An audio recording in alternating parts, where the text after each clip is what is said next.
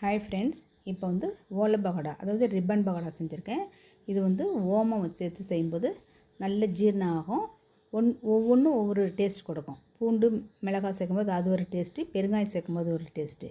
இப்போ வந்து நான் வந்து ஓமம் வந்து நல்லா ஊற வச்சுட்டேன். நல்லா 1 மணி நேரம் ஊற வச்சு அரைச்சிருக்கேன். அதோட கொஞ்சம் மிளகாயும் பூண்டு கொஞ்சமாக சேர்த்துருக்கேன் நான்.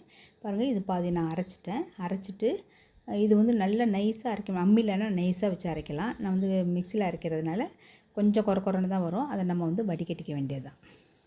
இப்போ இதுக்கு வந்து கடலை மாவு வந்து அரிசி மாவும் 2 கப் எடுத்துருக்கேன். அது சேமாக எடுத்துருக்கேன். 2 கப்பு கடலை மாவு, 2 கப்பு அரிசி மாவு. இதில் வந்து ஒரு கரண்டி எண்ணெய் விட்டு நல்லா கலந்து விட்டுட்டு இதில் உப்பு, இந்த ஓமம் நம்ம கரைச்சி வச்சுருக்கோம் பாருங்கள், வடிகட்டி வச்சுருக்கோம், அதையும் சேர்த்து நல்லா வந்து மாவு புழியிற பதத்துக்கு பிசைஞ்சு வச்சிடலாம். ஏற்கனவே நான் போட்டிருக்கேன். அதனால் வந்து தண்ணி தேவையான அளவு இதை ஊற்றிட்டு தண்ணி பத்தலை நம்ம மறுபடியும் ஊற்றிக்கலாம்.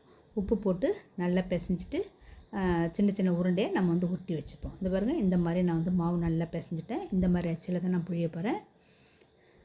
இப்போ வந்து எண்ணெய் வந்து இதுக்கு வந்து நல்லா சூடாக இருக்கணும்.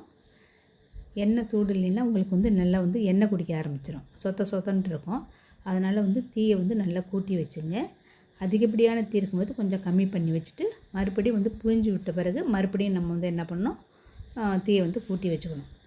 புழியும் போது மட்டும் நீங்கள் வந்து தீயை குறைச்சி வச்சுருங்க. ஏன்னா ரொம்ப கையில் வந்து அப்படியே ஆவி அடிக்கும். அதனால் கொஞ்சம் கம்மி பண்ணிவிட்டு புழிஞ்ச பிறகு நீங்கள் வந்து நல்ல தீயை கூட்டி வச்சுங்க.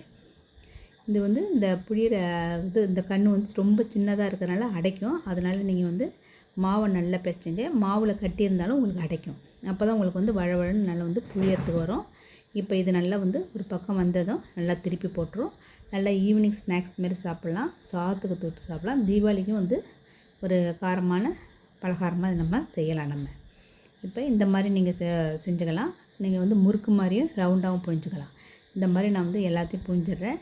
கொஞ்சம் புழிஞ்சு எடுத்துக்கிட்டு மீதி மாவும் இருக்குது. மாவு கொஞ்சம் லூஸாக தான் இருக்கும். அப்போ தான் உங்களுக்கு புழியறதுக்கு வந்து ஈஸியாக இருக்கும்.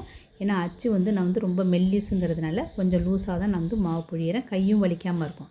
இந்த மாதிரி புழிஞ்சிட்டு எல்லாத்தையும் புழிச்சிட்டு உங்கள்கிட்ட காட்டுறேன். இது வந்து இப்போ இதை வந்து நம்ம வந்து ஒரு பாக்ஸில் போட்டு நல்லா காற்று வந்து போகாத அளவுக்கு நம்ம போட்டுட்டோம்னா உங்களுக்கு நல்லா வந்து ரொம்ப நாள் வரும். நல்லா வந்து கிறிஸ்பியாகவும் இருக்கும் உங்களுக்கு. இப்போ வந்து எனக்கு வந்து ரிப்பன் பக்கோடா வந்து ரெடி ஆயிடுச்சு. இந்த மாதிரி நீங்கள் செஞ்சு பாருங்கள். இது பிடிச்சிருந்தா லைக் பண்ணுங்கள். Thank you friends.